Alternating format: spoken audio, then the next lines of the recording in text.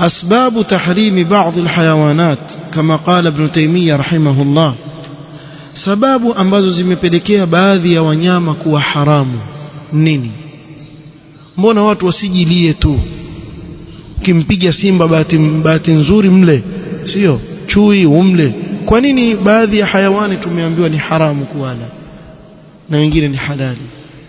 Sheikh al-Islam atoa baadhi ya sababu. Zaweza kuwa ni hizi sababu, wallahu aalam. Zaweza kuwa kuna sababu nyingine.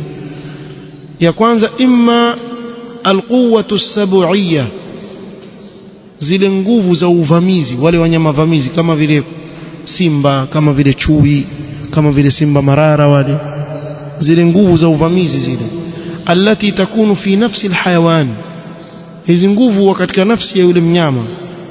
Fa akluha yurithu akhlaquha fi an-nas, mara nyingine kula nyama kama zile zamrithisha mtu kuwa na akhlaq kama za yule mnyama, tabia kama za yule mnyama.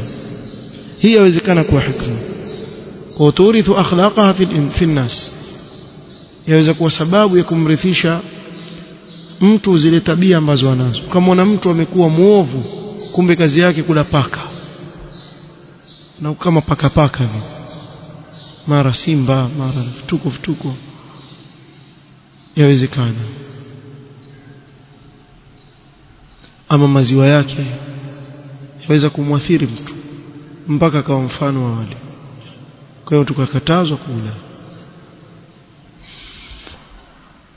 Wa imma khubthu mat'amiha kama yaakulu al-jiyaf min at-tayr wa ghayri, na imma kwa sababu ya kile kinacholiwa na yule mnyama ni kichafu.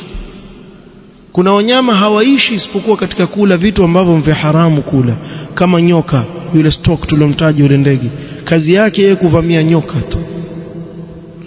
Yani yule nyoka kimuona yatafuta pa kwenda, hana bao, yani kimpata iwaliwa tu, kazi yake kula nyoka. Sasa kama yule akaharamishwa kwa sababu hiyo. Nguruwe Allah subhanahu wa ta'ala amemharamisha, ala uchafu, aweza kutoa kinyesi chake akakila hapo, mchafu sana yule. Na pia ana tabia chafu za udayuth, na ndio maana muona kufaru wanaokula huyo mnyama wana diatha, yani madayuth, hawajali kile kinachofanywa kwa binti zao wala wake zao, wala tu kawaida tu waishi. Mtu atembea na mkeo yuko wazi kila mahali, hata habari hana wala hana ghera, sababu ya kula wanyama kama hao. Au liannaha fi nafsiha mustakhbathatun kalhasharat, au yule mnyama kwa nafsi yake mwenyewe ni kitu ambacho mustakhbatha, mtu akikiona una ni uchafu, kama vile wadudu hawa, nzi, kunguni, viroboto na vinginevyo.